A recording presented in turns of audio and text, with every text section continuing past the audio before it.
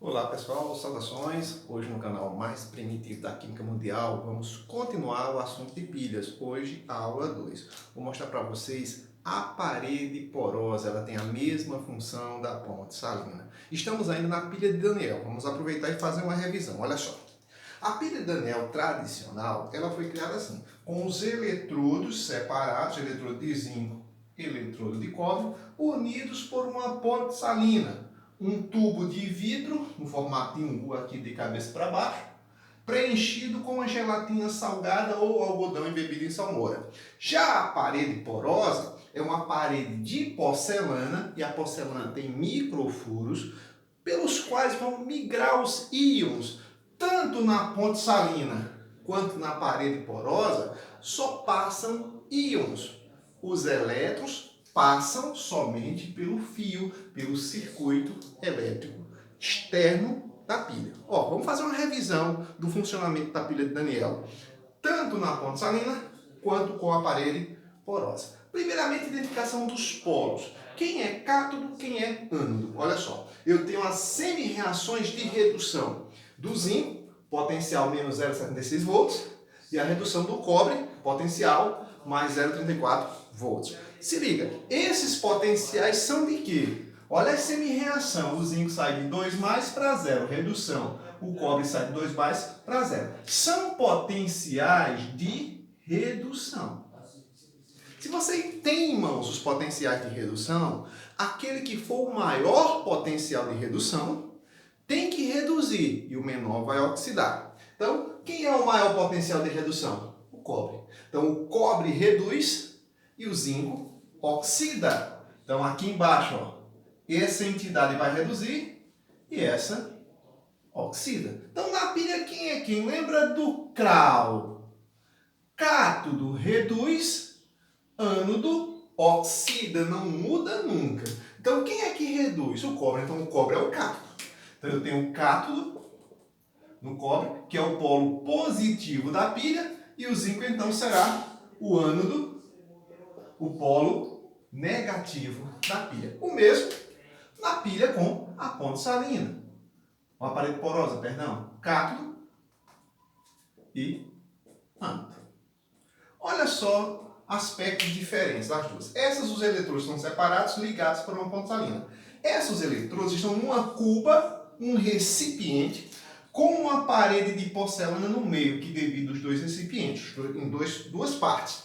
Um lado preenchido com a solução contendo íons do próprio metal, do outro também preenchido com a solução de sulfato de cobre contendo íons do próprio metal, para formar o conjunto eletrodo. Lembra? Conjunto eletrodo, metal imerso, mergulhado em uma solução que contém os íons do próprio metal. Zinco mergulhado numa solução que tem íon zinco. Zinco mergulhado numa solução que tem íon zinco. Cobre mergulhado numa solução que tem íons de cobre.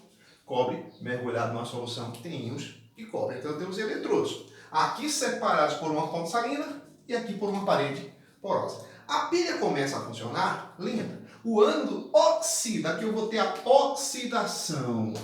A perda de elétrons, os elétrons saem do eletrodo de zinco, passando pelo fio, vão fazer com que a lâmpada acenda e vão vir em direção ao eletrodo de cobre, que é o cátodo, e vão cair na solução. Durante o funcionamento da pilha, o zinco, perdendo seus elétrons, ele vai sofrer sempre desgaste, corrosão na massa do eletrodo de zinco, porque ele sofre o processo de oxidação. Então, durante o funcionamento da pilha, o zinco vai oxidando, lançando na solução cada vez mais zinco 2+, vai aumentar a concentração de zinco 2+, na solução. Predomina excesso de cargas positivas aqui. Do mesmo jeito aqui, o zinco começa a sofrer corrosão e lançar para essa solução zinco 2+, aumento na concentração de zinco 2+. Começa a predominar internamente aqui cargas positivas. Aqui também. Do outro lado, com a chegada dos elétrons, quem tem deficiência de elétrons, cobre 2+, começa a reagir com esses elétrons, a capturar esses elétrons, virar cobre metálico grudar no eletrodo, aumentando assim a massa do eletrodo. Então, recapitulando, o ânodo, onde sofre a oxidação, ele perde massa, tem corrosão, desgaste, enquanto o cátodo, onde ocorre a redução dos íons em solução, ele tem acúmulo de massa, ele ganha massa. Então, do lado do cátodo, a concentração de cobre 2+, diminui, mas nada acontece com a concentração de sulfato, ela permanece a mesma. Consequentemente, cobre diminuindo e sulfato permanecendo na mesma quantidade, ela passa a predominar. Então, aqui internamente, eu passo a ter predomínio de cargas negativas, aqui internamente, predomínio de cargas positivas. Internamente positivo, internamente negativo. Se isso continuar acontecendo, vai ter uma supersaturação de íons em ambos os lados aí e a pilha vai parar de funcionar. Então vai ter que ter uma neutralidade nesses íons. Quem é que faz isso? Aqui a ponte salina começa a ter a migração dos íons do sal contidos na ponte para lados diferentes de suas cargas, com cargas opostas a eles. Por exemplo, o íon positivo de potássio vai começar a migrar na ponte salina em direção ao lado que tem excesso de cargas negativas. Ele começa a migrar para cá. Já o cloreto, que é negativo, começa a migrar para cá, onde tem excesso de cargas positivas. E isso mantém a neutralidade e o equilíbrio na pilha, e ela vai durar por muito tempo funcionando, enquanto tiver, lógico, zinco para oxidar. Já aqui não tem essa migração de íons da ponte, porque aqui eu tenho só uma parede de porcelana. Os íons vão atravessar a porcelana pelos poros, no sentido oposto das suas cargas. Falei cargas. Vixe. Olha só. Então aqui, ó, como tem excesso de cargas positivas, os íons positivos tendem a migrar para o lado que tem excesso de cargas negativas. Então, os íons de zinco vão tentar atravessar a parede porosa em direção aos íons sulfato, excesso de cargas negativas. Da mesma forma, os íons sulfato vão tentar atravessar a parede porosa em direção aos íons zinco 2+, oposto de suas cargas. Com isso, mantém o equilíbrio e a pilha continua funcionando por muito tempo. Então, a ponte salina e a parede porosa têm a função de manter o equilíbrio de íons nas pilhas para fazer com que elas durem muito mais tempo. A ponte salina escoa os íons contidos nela na solução, na gelatina salgada, no sentido oposto de suas cargas, enquanto a parede porosa permite a passagem dos íons através dos poros em direção às soluções com cargas opostas a eles. Beleza? Olha só outra novidade. Representação da IUPAC. A IUPAC pode, resumidamente, representar uma pilha. Como? Se ela for uma pilha de ponte salina, se liga nesse detalhe. 2 barras aqui no meio representam a ponte salina. E se ela for uma pilha com parede porosa, se coloca só uma base. Então, se escreve segundo a IUPAC, resumidamente, uma pilha se representa assim. Eu escrevo o ânodo, o conjunto que forma o ânodo, o metal e o seu íon derivado.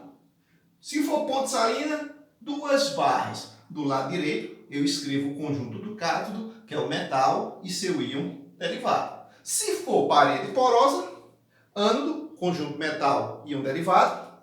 Uma barra só, que representa a parede porosa, e o cátodo, metal e o íon derivado. Por exemplo, vamos representar resumidamente essa pilha. Começo pelo ânodo. Quem é o meu ânodo? A barra de zinco. Quem é o seu íon derivado? Zinco 2+. Então, ó, zinco metálico, barra, o cátion derivado dele. Falei antes, desculpa. Ó, 2+, aquoso. Como é ponte salina? 2 barras. O ânodo já está escrito.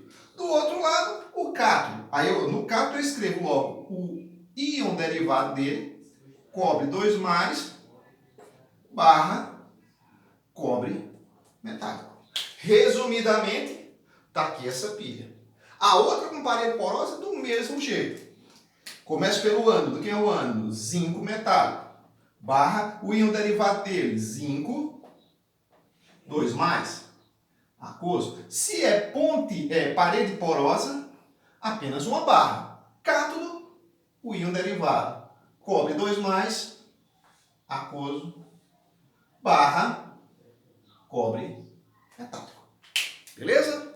Vamos agora calcular potenciais das pilhas, a diferença de potencial. Olha a mágica. Feita a mágica, gente, vamos trabalhar agora com o potencial das pilhas. Calcular a voltagem das pilhas. Muita gente se depara com questões onde ele cobra lá na questão qual o valor da DDP da pilha, da diferença de potencial. E outras questões pede qual é a força eletromotriz da pilha.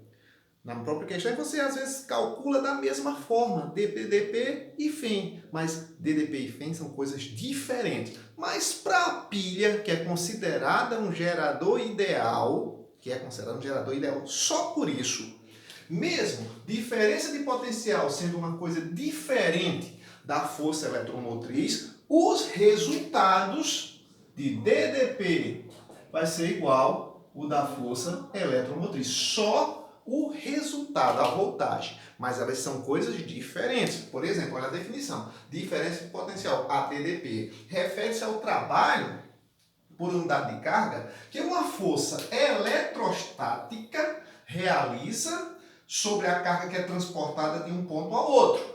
E a DDP, ela independe do caminho. Já a força eletromotriz refere-se ao trabalho por unidade de carga que é realizado por uma força não eletrostática. Essa é uma força eletrostática.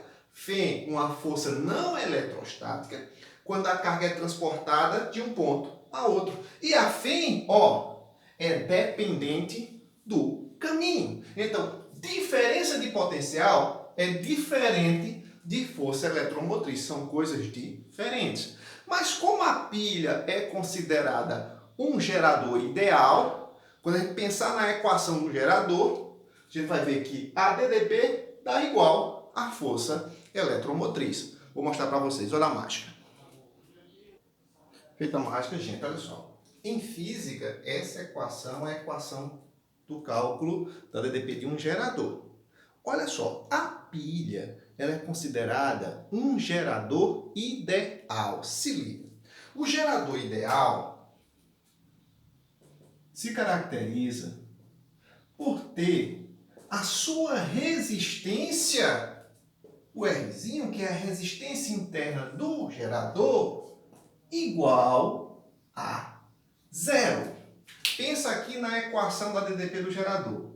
O U é a diferença de potencial, a DDP, que é igual a E, que é a força eletromotriz, menos a resistência interna do gerador, vezes a intensidade de corrente elétrica, o I. Se a pilha é considerada um gerador ideal, a resistência é zero. Se esse R vai ser zero, todo número multiplicado por zero é zero, o que sobra apenas? Que a diferença de potencial dá a mesma coisa que a força eletromotriz, ou seja, o resultado da DDP é o mesmo resultado da força eletromotriz, mesmo sabendo que elas são coisas diferentes, como eu falei anteriormente. Mas na pilha, que é um gerador ideal, a diferença de potencial vai ser igual à força eletromotriz. Eu também posso calcular a diferença de potencial fazendo as seguintes variações. Olha só, se você chega na prova e tem as semi-reações,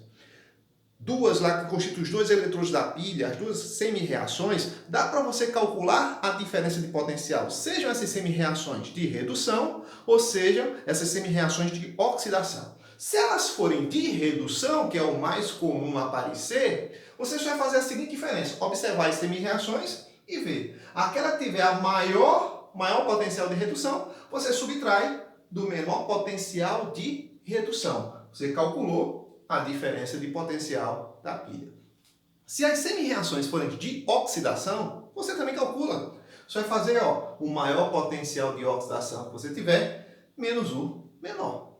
Tranquilo, dá a mesma resposta. Ou eu ainda posso fazer o seguinte, eu posso somar o maior potencial de oxidação com o maior potencial de redução. Imagina a equação global da pilha. Você soma a reação da oxidação do ânodo com a redução do cátodo. É como se você pegasse o potencial daquela oxidação, que é o maior, e somasse com o maior potencial de redução, que é o do cátodo. Então, se você somar o maior potencial de oxidação mais o maior potencial de redução, você chega na mesma resposta que as anteriores. Vou mostrar para vocês. Olha a mágica.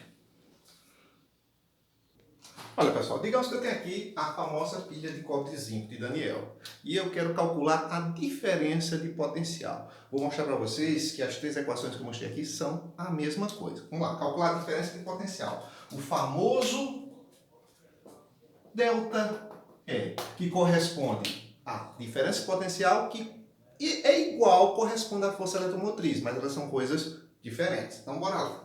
Eu tenho aqui que tipo de potencial? Vamos olhar semi-reação. Cobre, zinco, perdão, 2+, está passando para zinco 0, cobre 2+, zinco 0. Esses potenciais são potenciais de redução. Se eu tenho os potenciais de redução, eu também tenho os potenciais de oxidação. Basta apenas mudar o sinal e vice-versa. Então eu posso transformar esse aqui num potencial de oxidação. Só é mudar o sinal. Se aqui é negativo, a oxidação é positivo. Se esse aqui a redução é positivo, o seu potencial de oxidação é negativo. Então vamos calcular das três formas para mostrar que é a mesma coisa. Diferença de potencial pode ser o maior potencial de redução menos o menor potencial de redução. Vou fazer o maior menos o menor. Vamos lá. Quem é o maior potencial de redução do cobre, que é mais 0,34? Menos 0,76 é menor. Então vou lá. Mais 0,34 menos, quem é o menor? Menos 0,76 volts. Relação de sinais aqui vai ficar 0,34 mais 0,76. Faz as continhas de bodegueiro.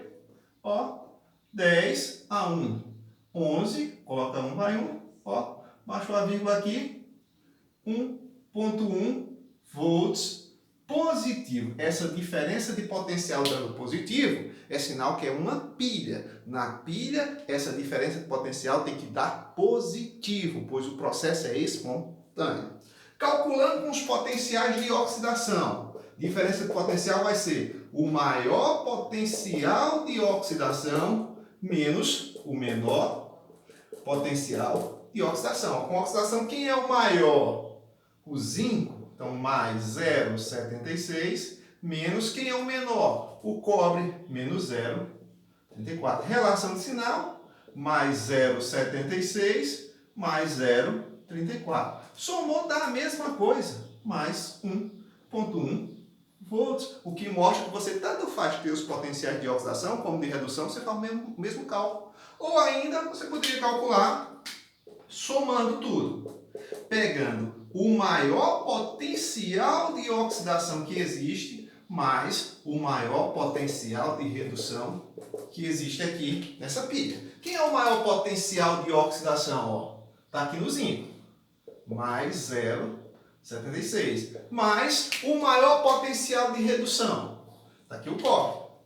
0,34. 0,76 mais 0,34 mais 1,1 volts. O que significa que é uma pilha. A pilha, essa variação tem que ser maior do que 0. Se for um processo de eletrólise, como é um processo forçado, ela dá negativa. Mas na pilha tem que ser positivo, porque o processo é espontâneo. Beleza? Até a próxima com eletrólise. Valeu!